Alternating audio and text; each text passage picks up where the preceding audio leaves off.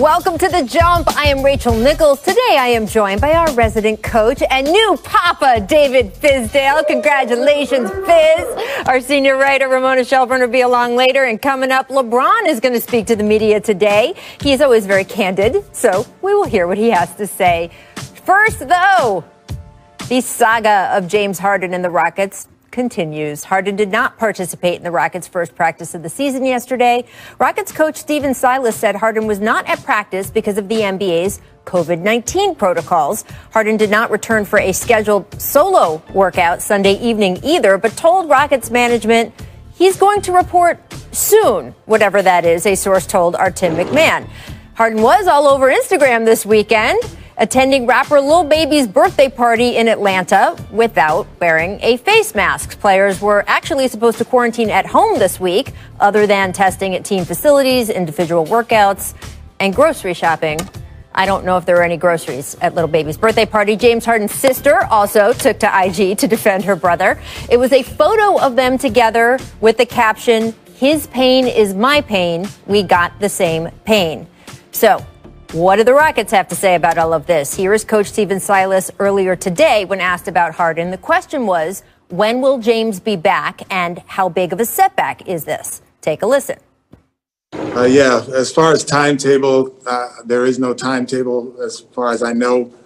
And it is a setback. You know, you want your best player to be here, and there is a short window, as you've alluded to. As I said yesterday, we're working as if this is the 6th to the 23rd. So there is some time, but, you know, it is a setback. I mean, I have to be honest and understand that this is a setback, not having one of the best players in the NBA here. But I'm working with the guys who are here, and we're working hard, and we're doing a good job. Well, shouts to him, new coach, being put in a difficult position and being candid and honest. Definitely the way to go, Coach, because people know if you're not telling the truth. What do you think it is like for him to be starting now and dealing with all of this?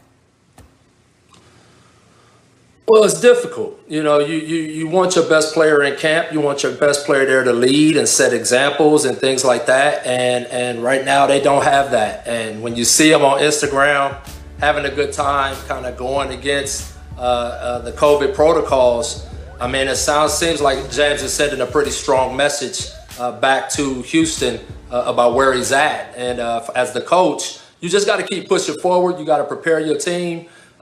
You know, you're going to have a no excuse attitude like I know Coach Silas has. And you do the best you can with what you have. Well, that's definitely the playbook, but it is easier said than done. And for the whole Rockets organization, Fizz, can they afford to let this drag out through the season? Because they told our Tim McMahon earlier last month, we can afford to get uncomfortable. We're willing to get uncomfortable. We're not going to take less for James in a trade than we think that he is worth to set our organization up for the future. But are they going to be able to actually pull that off? That's going to be a tough line to walk because, you know, they're going to be getting a lot of pressure from him and his people. And if he's not performing at the level that we're used to seeing from James Harden because he's got a lot going on internally, you know, people are going to look at that and see that as an opportunity to wait him out.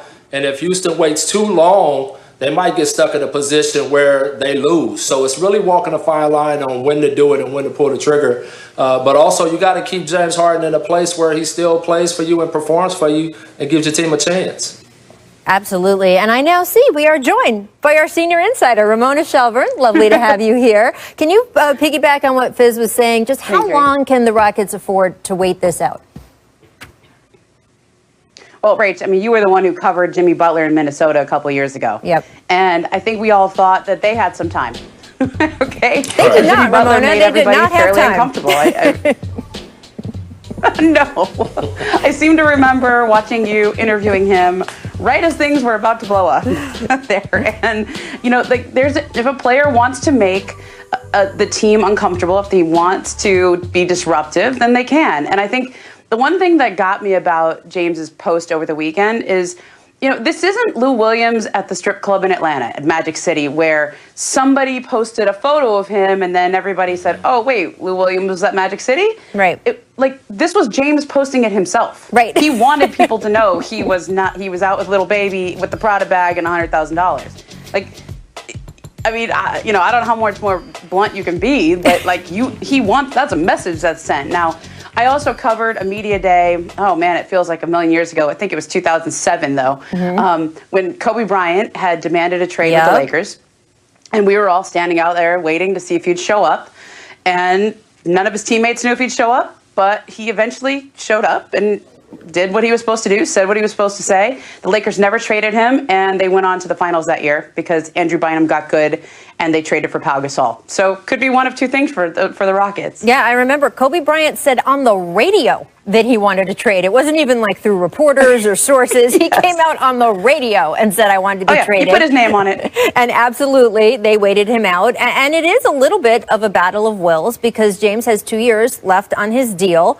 And there is a point, Fizz, I think, where the coaching staff and the front office can say, we don't care. You need to be out on the court and play. And remember, if NBA players, quote, sit out, it's not like the NFL. NFL players can sit out and their contract year continues, even if they're not getting paid. With the NBA, if you don't report, your contract year does not start. So those 2 years he has left on his deal with the Rockets, if James would say, and he's obviously not going to do this, but just to explain the difference, if James's strategy was somehow, well, I'll just sit out this season, he would come back the next season and still have 2 more years left on his deal. Inside the franchise, what are the discussions, Fizz, that as a coach you're having with the front office back and forth about how to handle it and what to say to the other players?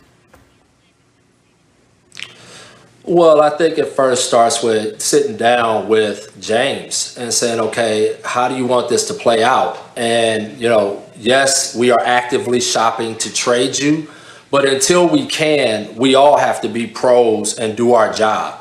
And you would expect and you would want to encourage him to be that type of person that would come out and play until that opportunity came up where a deal could be worked out.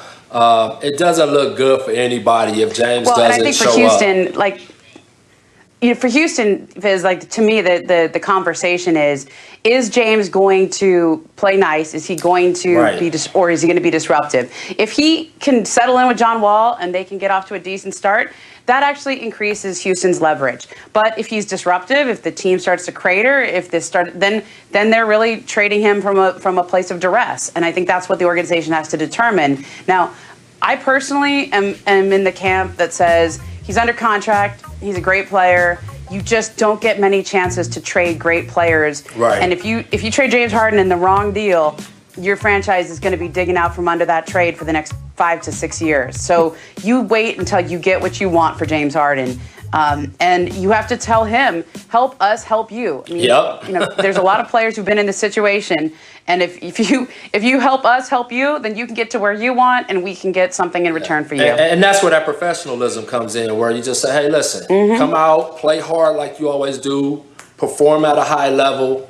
There's an expectation of James Harden when he steps on the court from fans and from everyone in the country around the world. Be that guy and just know that we're really pushing forward to try to help you get to the place that you want to be so we can make sure that everybody wins. And look, we talk about Kobe Bryant or Jimmy Butler. Every situation is different. And one of the complexities with this situation is that the team that James reportedly wants to go to is not a team that necessarily desperately needs him, right? They've got Kevin Durant and Kyrie Irving. So I guess it depends on how much KD and Kyrie say you absolutely to the front office have to go get James. But it's not a team that necessarily has to pay a sky-high price because they're desperate for James Harden. He would kind of be a luxury on that team. So that's going to change the leverage and the negotiations here as well. We'll have to see if there's anywhere else James might be interested in going, or this saga could end up for a long time. We'll keep watching Instagram. Who knows? And by the way, Ramona, I'm glad you casually dropped that $100,000 because James Harden apparently gave little baby $100,000 for his birthday, among other gifts, which is amazing. Coming up, we're going to talk about that team that beat the Clippers in the playoffs. You remember them, the Denver Nuggets. We will give our predictions.